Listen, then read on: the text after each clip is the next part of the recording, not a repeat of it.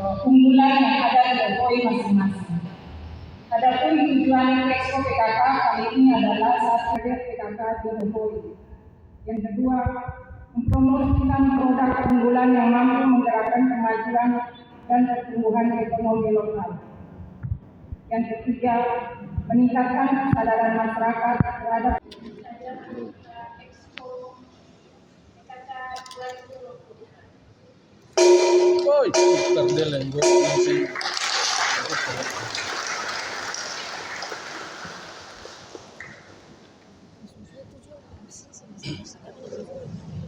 Kita ada pada sesi foto bersama. Orange ini adalah yang sebentar bisa dicampur dengan yang lain-lain. Oke. Dan lain-lain. Terima kasih, selamat siang.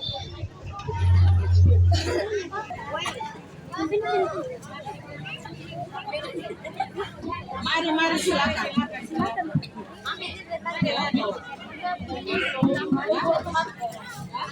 Itu 2.000. Jadi rumput labu Lalu agar-agar. itu agar-agar. Jadi ditanam panen. Panen dijemur. Iya habis